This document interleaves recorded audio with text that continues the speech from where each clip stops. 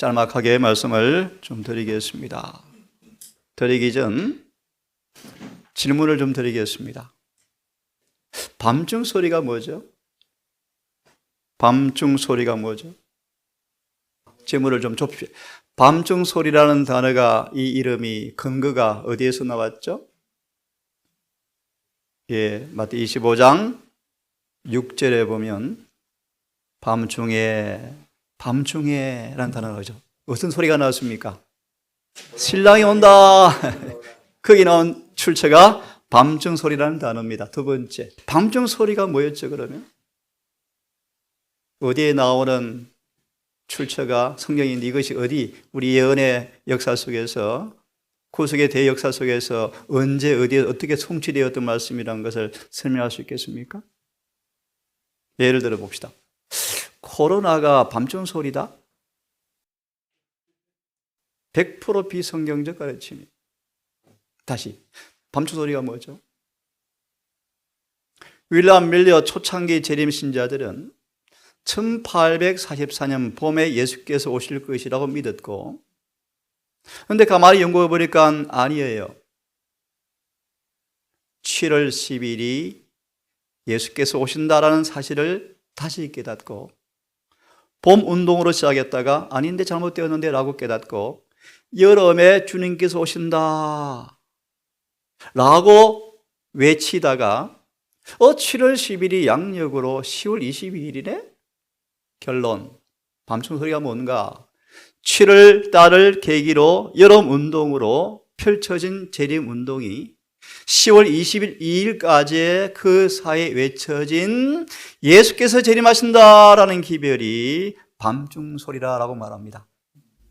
조금 어렵게 말씀을 드리면, 신랑이 온다, 심판이 이르렀다라는 말씀을 예수의 재림으로 해석하면서 예수께서 다시 오신다라는 말씀이 7월 달에 강하게 외쳐지면서, 잘 중요한 말씀이요, 둘째 천사의 기별이 연합되어서 크게 외쳐짐으로, 다시요, 신랑이 옵니다 라는 기별이 7월 달에서 10월 달 사이 외쳐지면서 밤중 소리로 외쳐지면서, 그 밤중 소리에 둘째 천사의 기별이 연합되어서 크게 외쳐짐으로 수많은 개신교인들이 나온 때가 밤중 소리 운동이었어요. 이해됐습니까? 다시요, 밤중 소리가 뭡니까? 첫째 천사의 기별에 2300주야까지니 심판이 이르렀다라는 기별이 예수의 재림으로 오해되어서 그분께서 10월 달에 오신다 라는 소리를 7월부터 10월까지 크게 외친 소리가 뭐라고요? 밤중 소리요. 질문, 밤중 소리가 무엇입니까? 예수께서 다시 오신다라는 기별. 좀 더 어렵게, 밤중 소리가 뭐였죠? 우리를 지성소로 들어가게 하는 기별이 밤중 소리였어요. 사실 예수의 재림이 아니었고, 실마를 통해서 알고 보니까 그 밤중 소리는, 중요한 말씀이요, 당신의 재림 신도들을 지성소로 인도하는 기별이었다. 이것이 밤중 소리요. 자, 이제 건너뛰어서 정언에 보면 밤중 소리를 인용하면서 밤중 소리와 유사하게, 아니 훨씬 더 큰 능력으로 마지막 큰 외침이 있을 것을 또 말씀하셨어요.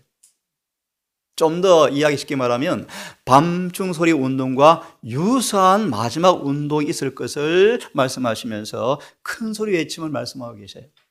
자, 그러면 질문, 현대 유사하게 재림 운동 때 생겼던 밤중 소리가 현대 우리의 삶 속에서 어떤 기별이 밤중 소리로 외쳐질까요? 밤중 소리가 뭘까요? 코로나다? 예를 듭니다. 코로나가 사실을 가정하고, 그것은 밤중 소리를 외치는 기별의 하나의 징조일 뿐이지 밤중 소리는 절대 될 수가 없는 거예요. 그다음에 현대의 마지막 외쳐질 밤중 소리가 뭡니까? 나와요, 예니신에. 셋째 천사의 큰 외침이요. 셋째 천사의 기별이 크게 외쳐지는 것을 예니신에서는 뭐라고 묘사하죠? 밤중 소리와 유사하다고 유사하다. 그러면 이 밤중 소리가 셋째 천사의 기별이 크게 외쳐질 때 재림 운동 때 생긴 우성과 유사하게 온 세상을 뒤흔드는 기별이 선포될 때인데, 밤중 소리가 일어날 때 그 당시처럼 수많은 개신교에서 영혼들이 뭐 할 거요? 풀려 나올 텐데 이걸 성경은 말하기를 짐승을 표를 받지 마십시오 라고 크게 외칩니다. 그죠? 주님이 재림하십니다. 그분이 오심을 준비하려면 계명을 지켜야 합니다 라고 외쳐질 때 둘째 천사의 기별이 다시 크게 외쳐지는 것이 마지막 밤중 소리 운동이에요. 그럴 때 수단 개신교에서 뭐 할 영혼들이 풀려 나오는 것으로 지상 역사는 끝날 것입니다. 자, 오늘 먼저 말씀을 드렸고 오늘은 특별히 마음 아프지만 제 개인의 양심에 진리의 빛이 비추어서 오류를 가리키는 두 사건을 인용하면서 짤막하게 말씀을 좀 드리겠습니다. 디모데후서 2장 19절을 보면 일러서되 하나님의 터는 견고히 섰다라는 말씀이 있어요. 시간 관계상 이 구절의 의미는 설명하지 않겠습니다. 짤막하게 말씀을 드리면 이 본문의 말씀에 예수의 부활이 뭔가 그런 기초적인 진리에 대해서는 이미 더 이상 논쟁이 필요 없을 정도로 확실해져 버렸다. 더 이상 논쟁하지 마라. 그분의 터는 뭐였다? 딱 세팅되었다. 그리고 하나님은 자기 백성이 누구인지 아신다. 그러므로 그의 이름을 부르는 사람마다 죄에서 떠나라는 기록이 봉인된 말씀에 있다. 이렇게 기록되어 있습니다. 자, 오늘 주제는 그것이 아니고요. 자, 인간의 믿음과 감정은 변할지 모르지만 하나님의 진리는 결코 변하지 않는다. 특별히 셋째 천사의 기별이 울려 퍼지고 있다. 그것은 전혀 오류가 없는 것이다. 재림교회는 셋째 천사의 기별 위에 세워진 교회예요. 이걸 견고한 토대. 그런 면에서 셋째 천사의 기별이란 말씀에 이 뉘앙스 속에 100% 첫째와 둘째가 포함되어 있다라는 말의 의미를 염두하셔야 돼요. 마무리하면 제7일 안식일 예수 재림교회는 견고한 토대, 새 천사의 기별 위에 세워진 교회가 재림교회예요. 이 기별에 핀 하나까지 옮기면 마귀요 마귀. 절대로 옮길 수가 없어요. 특별히 이 견고한 토대, 새 천사의 기별을 통하여 재림교회가 탄생되어지면서 만들어진 견고한 토대는 변경될 수가 없습니다. 그것이 무엇인가? 예컨대 성소 진리. 예를 들면요. 한 예를 들었습니다. 성소 진리는 변할 수가 없어요. 다시 말합니다. 하늘에 지성소가 있나요? 예. 심판에 펼쳐지고 있나요? 이거는 영원한 진리예요. 영원한 진리예요. 이걸 공격하면 마귀가 돼, 마귀. 슬픈 얘기입니다. 1844년 이후에 계속해서 오류가 재림교회로 밀려 들어왔다. 우리 대회를 밀려 들어왔다. 목사들과 박사들이 새로운 교리를 도입하였다. 지금도 어쩜 그렇게 똑같은지 몰라요. 우리는 많은 기도를 드렸고 성경을 연구했고 성령은 진리를 우리 마음에 이르러 오게 하곤 하였다. 온 마음을 지시하면서 성경을 연구했고 진지하게 주 인도하심을 간구하였다. 헌신한 남녀의 이 간절한 기도의 목적을 위해서 모였을 때 성령께서 임하셔서 엘렌 화이트에게 진리가 무엇이며 오류가 무엇인지 분명하게 규정할 수 있는 능력을 그에게 주어서 믿음의 항목들이 이렇게 확립되어서 우리의 발을 견고한 토대 위에 세워지게 해 주었다. 이 견고한 토대는 허물 수가 없어요.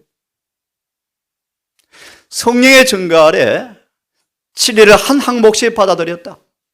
이상 가운데 이끌려 들어갔으며 설명해 주어지곤 하였는데 하늘 사물과 성소에 대한 예정들이 내게 주어졌고 우리는 빛이 우리에 임하였고 분명하게 뚜렷하게 비추는 곳에 위치하게 되었다. 이렇게 해서 제7일 안식일 예수 재림교회가 탄생되었어요.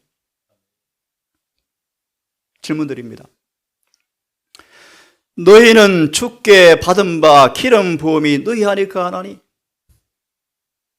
좀 외람된 표현일지 모르지만 여러분이 경험하고 계시죠? 저도 경험합니다. 너희 안에 거하나니 아무도 너희를 가르칠 필요가 없다. 그래서 그는 사람의 가르침을 받기를 거절하죠.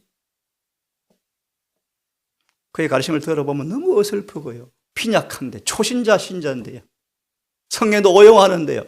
사람들은 따라다녀요? 안타까워요. 자, 성령께서 직접 가르쳐 주시는 성령이 너희 안에 계심으로 너희는 아무도 가르칠 필요가 없다? 이 말이 무슨 말이죠, 여러분?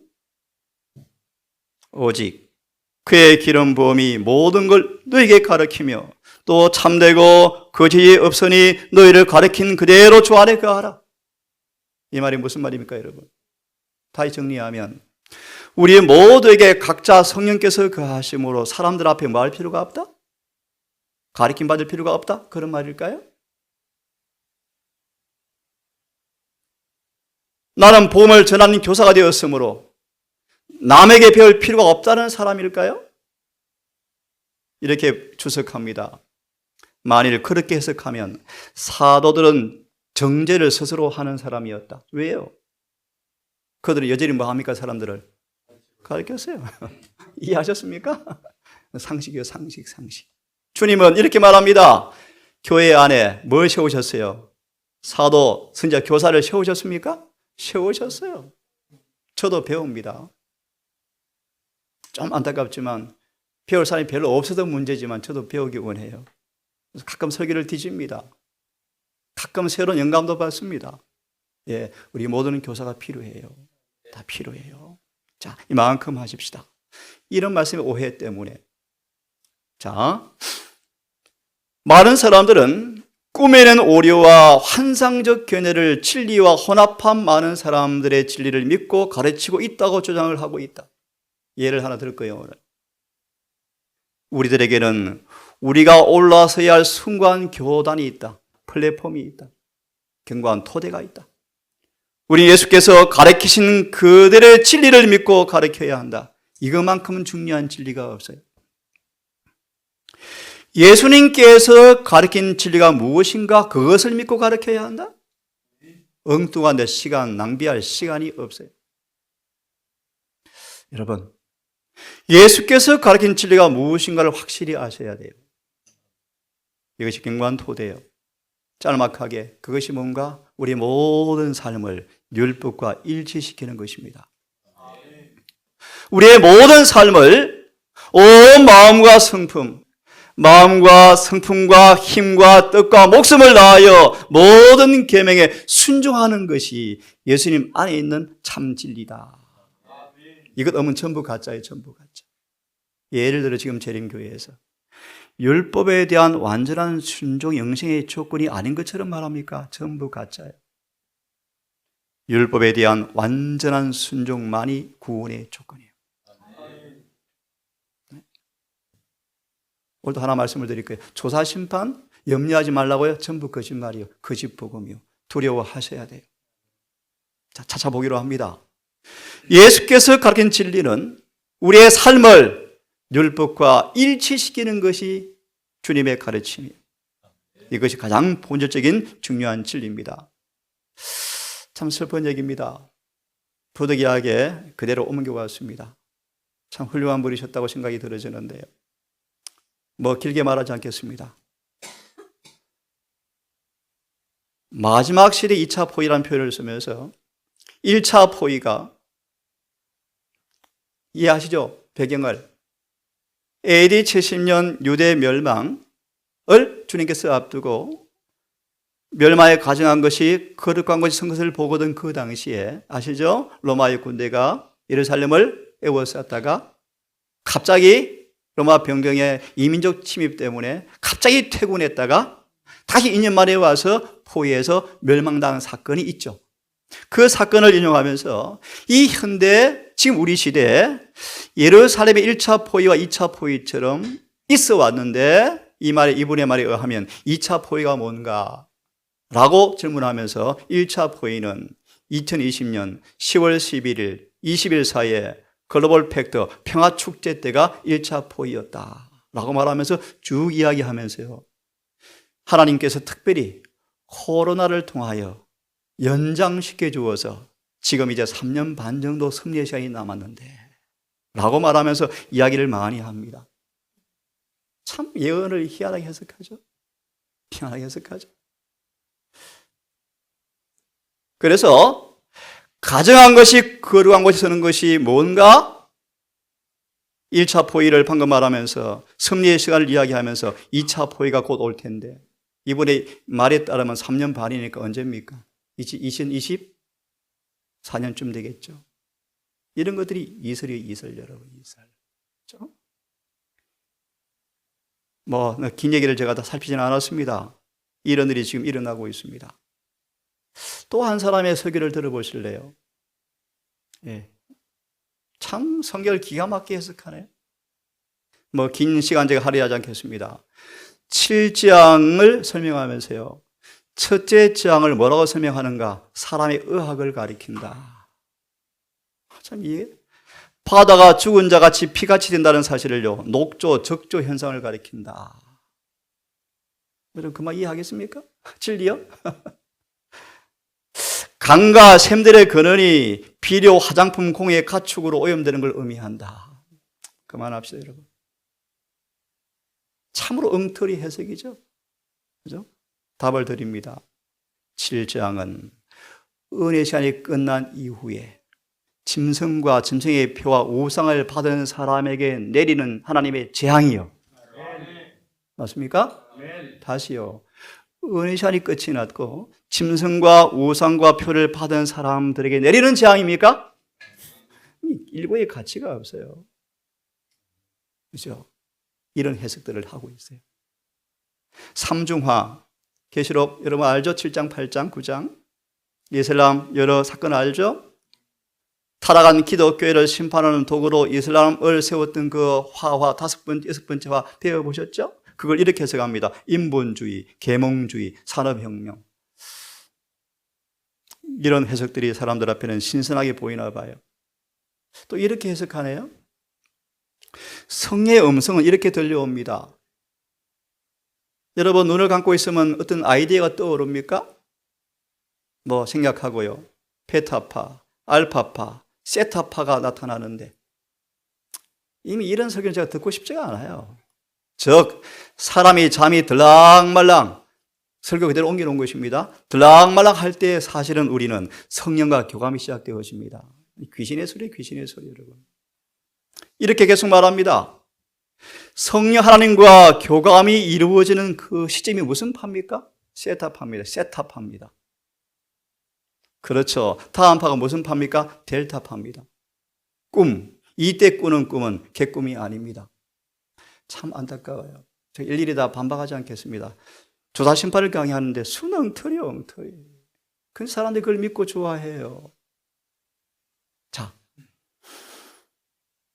우리 제일 처음에 인용한 우리 박영 목사님 걸 염두하고 들으십시오. 1차 포위, 2차 포위. 한동안 우리 가까운 하동에서 또 크게 외쳤죠. 다 지나갔어요. 가짜로 판명되었어요. 무슨 말씀을 드리는가? 세상의 뉴스와 시사를 진리처럼 가르치서는 안 돼요. 진리는 변하지 않아요. 하나의 징조로 설명 가능하지만 그것이 마치 진리처럼 외쳐지면 지나가면 또 어떻게 되어집니까? 가짜였죠. 예를 듭니다. 과거에 3경, 4경 여러 번 지나갔다. 의미가 깊은 말씀이에요. 예수께서 벌써 여러 번 오실 뻔했다가 지나갔다는 뜻입니다, 여러분. 어떤 시사적인 사건을 가지고 못을 박듯이 치레처럼 설명할 때 그건 100% 오류가 되어져요. 한 장로님이 경제 강의를 할 때 저도 끝날 텐데 저한테 전화가 왔습니다. 한 분이 원장님 그분 강의를 들으니까 은행에 돈 어떻게 하면 좋겠습니까? 그냥 지나갔죠. 벌써 10년이 흘러가네요. 그분도 많이 써먹었죠. 온 교회에서 불려다녔죠. 그런데 그냥 지나갔습니다, 여러분. 진리는 변하지 않는데요. 징조는 징조에 불과해요. 다시 마무리합니다. 3경, 4경은 여러 번 지나갔다?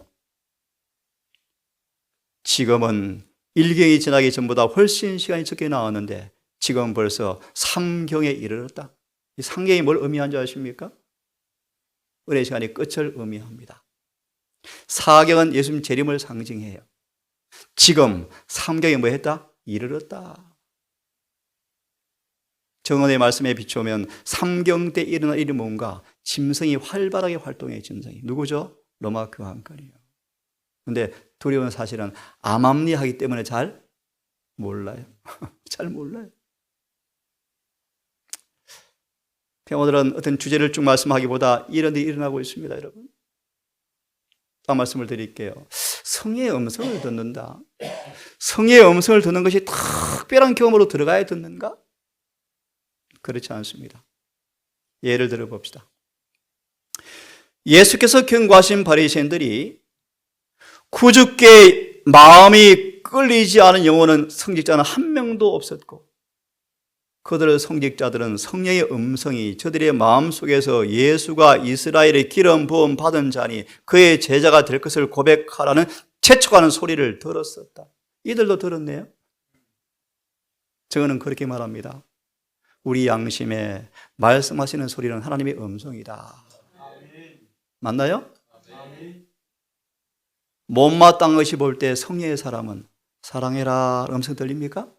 들려요. 전 들려요. 굴복하면요, 시험이 그냥 극복되어져 버려요. 그죠? 저 영혼 좀 도와줘라 음성이 들려와요. 또 다른 음성 들려와요. 이만큼 도와줄 음성이 들려왔는데 반을 줄일까? 또 음성 들려와요. 아니야, 다 줘. 들려와요? 그럼 다 줍니다. 네, 들려와요, 여러분. 너무 뚜렷하게 들려와요. 제가 성경을 펴면요, 음성 엄청 듣습니다. 잘 들려요. 눈을 감으면 진리가 쫙 꿰어집니다, 여러분. 이들도 성의 음성을 듣네요, 여러분. 이들도 듣네요. 다시 말하면 성의 음성을 어떻게 듣는가? 이 시간 많은 말씀을 드릴 수가 없습니다. 성령께서는 역사하시는 유일한 통로가 있는데 뭘 통해서요? 진리를 통해서 말씀하신다.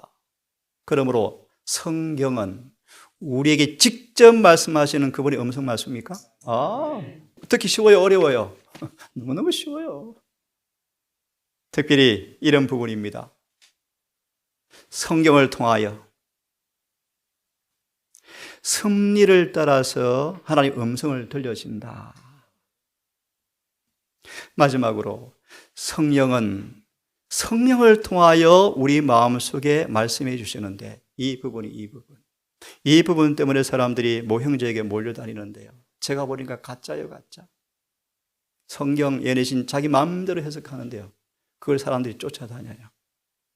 여하튼 여러분, 성의 음성 어떻게 들리는가 하나만 소개하고 마치겠습니다. 하나님의 음성을 들을 수 있는 방법 가운데 하나는 우리의 마음을 감동시키고 품성을 형성하기 위하여 작용하는 성령의 호소를 통해서 듣게 되어진다. 죄를 버려라. 들리죠? 너 성격 고치라. 너 말투가 좀 죄가 섞였네? 너 이기적이네? 들리죠? 들려요, 여러분. 우리의 마음에 감동을 주는 방법. 오늘 한 분이 문자가 왔습니다.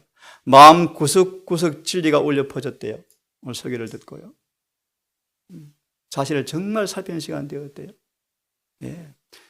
성령께서 말씀을 통하여 감동을 주시죠. 품성 형성을 위해서 직접 호소하시죠. 성령 음성 완고하게 정말 거역하지 않은 한 다 들을 수 있습니까? 다 들을 수 있어요. 쉬워요. 들을 수 있어요. 마지막 더 예리하게, 더 예미하게, 더 세밀하게 듣는 영적인 사람 되기를 바랍니다. 그런 비법 가운데 하나가 뭔가 하면 철저한 건강 개혁자가 되셔야 돼요. 그러면 더 잘 들려요. 예수는 말하기를 이 지성이, 이 머리가 깨끗해질수록 그분의 음성을 뭐한다? 더 잘 들린다. 예를 들었습니다. 여러분, 오늘 짤막한 아픈 얘기를 통하여 여러분 다시 한번 우리가 서 있는 믿음의 기초를 정말 단단히 하셔서 어떤 사단의 풍조에도 흔들리지 아니하는 견고한 토대에 우뚝 서셔서 무엇보다 뚜렷한 실제적인 구원의 능력의 경험이 이루어지는 모두가 되기를 간절히 바라면서 오늘 말씀을 마무리하겠습니다.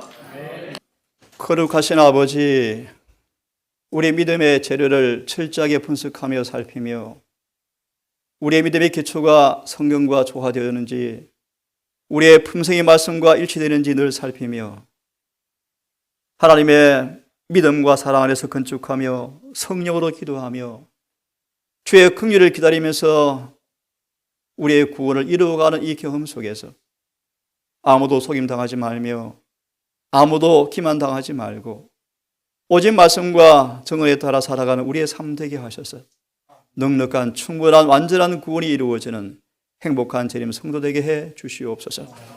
이 남은 교회를 긍휼히 보시고 단상마다 세우신 종들에게 다시 한번 경건의 부흥과 계획을 통하여 올바른 목자들 되게 하시고 이 양떼들 앞에 인간의 혀가 섞이지 않은 참 진리를 공개하고 나누어짐으로 이 교회가 부흥이 일어나게 하시고 온 교회가 한 몸이 되어서 속히 사업을 마무리하고 주의 재림을 촉진시키는 일들이 일어나기를 간절히 소망합니다. 주여, 이 한 주간 이 동산 기억하셔서 너무나 미천한 저희들이지만 우리를 아버지 도구로 택하셨사온즉 개인의 삶 속에서 정령과 시련을 통하여 아름다운 보석들이 되게 하시고 진리가 깨끗이 담겨져서 은행과 삶을 통하여 주의 의가 뚜렷하게 반영되게 하셔서 부름과 우리에게 늦은 비를 통하여 이 놀라운 품성의 모습을 큰 소리의 침으로 증거하는 마지막 주의 종들로 시험받게 주시옵소서. 아버지, 어느덧 안식일이 맞춰졌습니다. 해가 기울었고 어두운 밤이 다가옵니다. 이 모든 밤 침소 주여 우리를 지키시고 특별히 연로하신 우리 김점임 할머니 특별히 기억하셔서 남은 그의 인생에 그 기진 앞에 큰 자비와 임재하심이 함께해 주셔서 위로와 소망으로 채우시고 영원한 부활의 소망 가운데 남은 생에 기뻐하게 하시고 주님 부르시는 날 평안히 잠드심으로 주님 오실 때 깨어나는 부활의 그 능력을 받고 인생을 잘 정리할 수 있도록 은혜를 베풀어 주시옵소서. 한 주간 우리와 함께해 주시옵기를 예수님 이름으로 기도합니다.